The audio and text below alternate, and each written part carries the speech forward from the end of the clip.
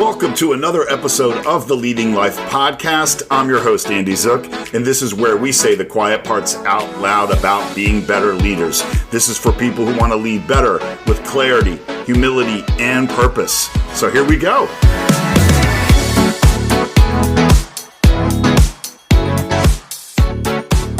Right now, on today's episode, what many leaders don't know, they don't know. Yeah, you're listening to the Leading Life Podcast, where we talk about what it takes to grow, lead, and live with purpose. I'm your host, Andy Zook, and each episode is designed to give you simple, real-world tools to help you show up as your best self in work and in life. You know, I started this podcast because I care deeply about the people who work for us and the leaders responsible for them. Everything I share comes from my 35 years of leading, coaching, mentoring, and motivating teams. The bottom line is I help leaders become even stronger leaders. And if you're not in a leadership position, but you want to know what to expect from your bosses and the leaders around you, then you're still in the right place. Let's build stronger and more effective leadership together. All right, today's episode is for leaders who are doing their best, but still feel there's room to grow, because you know what? There always is. And I want to talk you through some of the things that we don't think about. Like I said, the things we don't know, we don't know. And then we're going to talk about some actionable steps to prevent some of those blind spots going forward as we lead our people. Because when it comes down to it, some of the biggest leadership mistakes we make aren't the ones we think about. They're the ones we don't even realize exist. This episode is about those blind spots that can happen to all of us and the gaps many other leaders don't really talk about. The things that nobody trains you on really, but everyone feels. Again, we're going to say the quiet parts out loud. And for many years, I ran as a leader in my early days, not aware of my own blind spots and how they were impacting the people I led. And I think back on that now and I realize how much more effective I could have been. I want to make you aware as well. All right, so here we go. Here's the first thing that most leaders don't know they don't know. That is, leadership is not what you do, but it's what your people experience from you. Yeah, you don't lead through intention. You lead through impact. Most leaders think, well, if my heart's in the right place, my people will feel it. Yeah, no. Teams don't just experience your heart. They experience your tone, your availability, your consistency. Something I often say to myself is intentions really don't mean anything. It's like the old saying, the road to hell is paved with good intentions. Everyone intends to come through the door as some great leader for their people, but what we're talking about here is that your actions actually align with 100% of what you say. You might think you're being clear, but they experience you as rushed, or you may think you're decisive, but they experience you as dismissive. Leadership isn't what you meant, it's what landed. And if you don't actively seek feedback, you'll never know how you're really showing up for your people. Number 2, the emotional state is contagious. Yes, here's one thing that most leaders never get told. Your mood sets the emotional thermostat for your team. So if you walk in stressed, guess what? Everyone tightens up. If you walk in distracted, the focus is going to drop. You walk in calm, grounded, and present, then the room is going to exhale. Leadership isn't just strategy, it's energy management. And the scary part here is people will adjust their behavior to protect themselves instead of telling you the truth you need to hear. Which means if you're always fine, your team will be silently carrying that weight for you. I have learned the hard way that my stress level or overreaction to situations has hurt me in the past. So don't make that mistake. Over the years, I've learned to remain calm and slow down before reacting to perceived stress. Trust me, people are watching how exactly you react to situations. So pay attention to how you carry yourself and the energy you give off. Number 3, competence can quietly kill connection. Yeah, this one stings for a lot of high performers. The better you are, the more dangerous this becomes. When leaders over-index on being right and being prepared and efficient, they unknowingly signal, I don't need input, I've already decided, and keep it short. Teams don't push back, they comply. And compliance looks like performance until innovation dies. Great leadership isn't about proving competence. It's about creating psychological safety for others to contribute. You can't build connection when you're busy performing your expertise. So like I've said before on the podcast, I didn't get ahead in my career because I was the most creative or the smartest person in the room,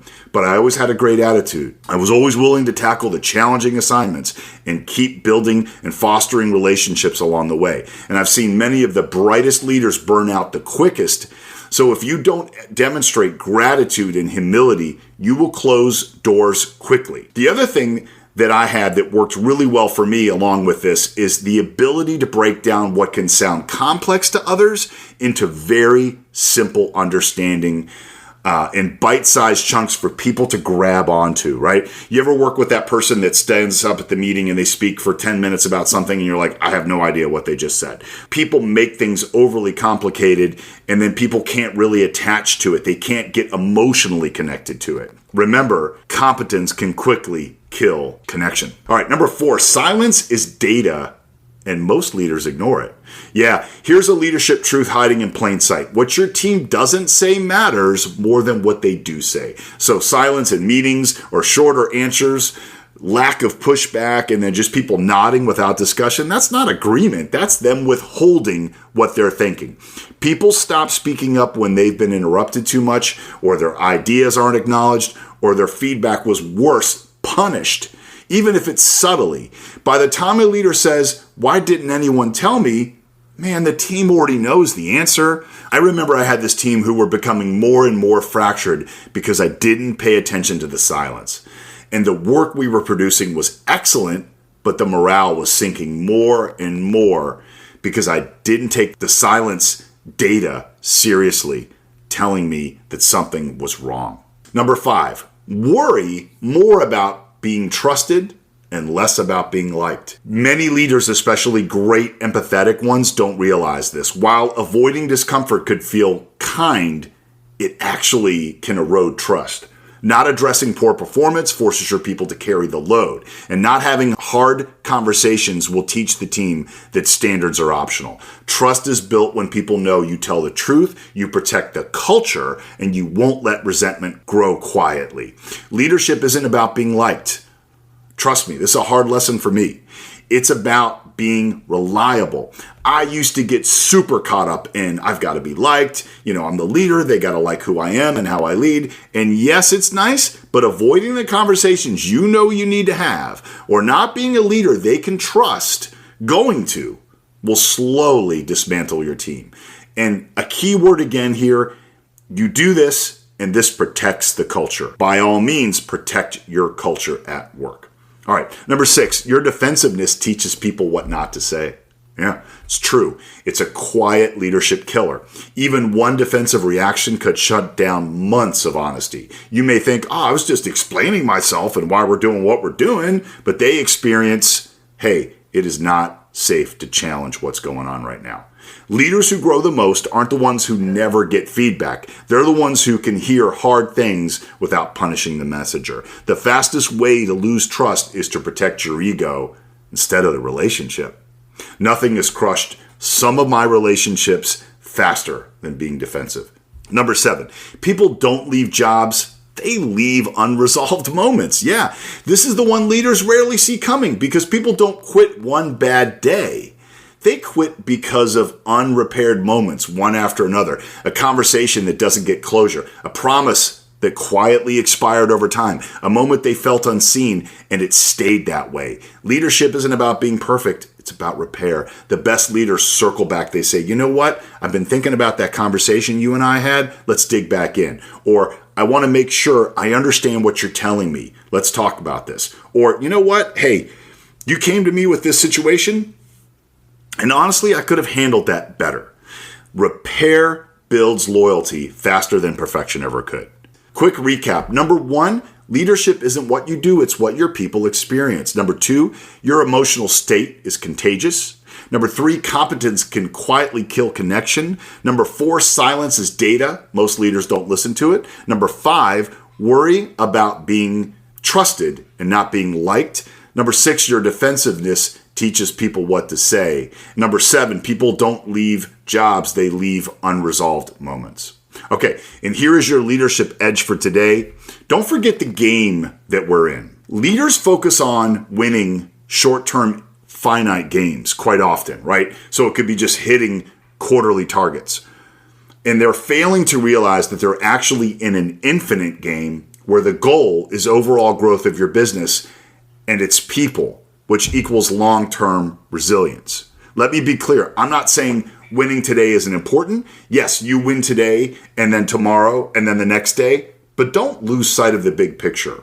Another thing to consider is leaders often overlook specific insights of lower ranking team members or fail to recognize there are people on the team who actually possess critical knowledge needed for a project. And I've told this story before, but one of the things that we started building 15 years ago at home office and we're actually using now started with me in the cafeteria talking to the woman who rang up my coffee. Yep. And that aligned my team with another team and got the ball rolling on that project. So never overlook anybody on your team and what they can contribute. Another thing to keep in mind is one of the most difficult challenges is identifying the exact edge of what you're actually qualified to handle, what you're considering based on ego. So, a common blind spot is viewing personal weaknesses as flaws to be fixed rather than realizing there are role gaps and they should be filled by hiring people with complementary strengths. Also, many leaders remain unaware that they don't know something, right? They don't want to admit, I don't really know what's next, or I don't know how to do this certain thing. Asking for help can actually build trust and encourage team innovation rather than projecting weakness. And then self-aware leaders know their capacity, whereas those who don't know their limits often crash into them unexpectedly due to burnout or overcapacity. All right, so how do we prevent these blind spots from emerging in our future? So I think number one, stop trying to fix every personal weakness. Modern leadership really dictates we focus on pairing gaps in specific team goals. So recruit the opposite. Yeah, if you're a visionary who struggles with execution, ensure you have a stabilizer nearby to translate big ideas into structured plans. And what that means is hire somebody that is going to give you a different perspective. If everybody's thinking the same, nobody's thinking, I can't tell you how many times I've heard a leader say, I'm going to pass on bringing this person into the project because they think so differently than I do. Leaders who struggle to read emotional cues also should empower team members who excel at sensing interpersonal issues before they derail collaboration. So surround yourself with advisors who do not report to you and have no financial ties to your success to ensure unbiased feedback. Number two, implement continuous feedback loops. And there's something called the stereo rule. And what that is if you hear the same concern from two or more people, step back and treat it as a valid signal of a blind spot rather than an isolated opinion. Make sure you're using open-ended questioning. Avoid closed questions. Instead, use prompts like, hey, what is one thing I could do better? Or what's something I might not be seeing? And then consider 360-degree assessments. Participate in regular assessments that gather feedback from supervisors, peers, and direct reports to provide a full view of unrecognized behaviors. And then the next thing to focus on is advanced self-awareness tools. Like think about EQI 2.0 for emotional intelligence gaps or DISC assessment. I know I did that and that was super helpful.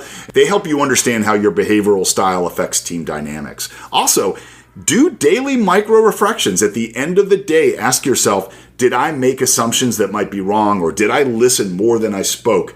And then lastly, great leaders journal. Great leaders talk about their day, what they did, what they could have done better, and that helps really grow you as a leader and prevent blind spots in the future. And then lastly, think about executive coaching.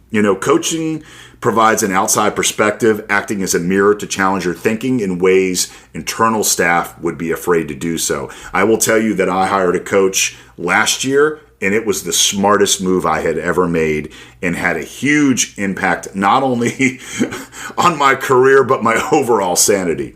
All right, so here's your call to arms for the episode. Ask yourself 3 questions this week. Number 1, how do people experience my actual leadership and not what I intend or how I intend to lead?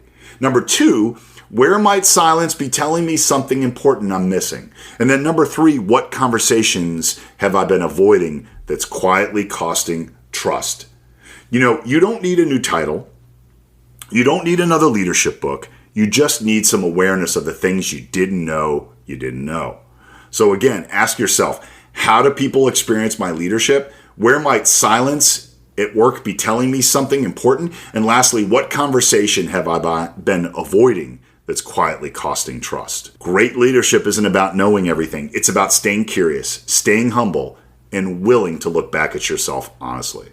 All right, so that's my episode. I hope this impacted you for the better. And if it did, please leave me a rating or review on whatever platform you're hearing me on. And please hit subscribe so you don't miss another episode of the Leading Life Podcast. And if this episode hit you and resonated with you, impacted you, please share it with another leader who needs to hear it. Until next time, I want you to lead with purpose, live with intention, keep becoming who you were meant to be, but most importantly, go out today and be the hero of somebody's story. All right, until the next episode, thanks for listening. Take care. Bye.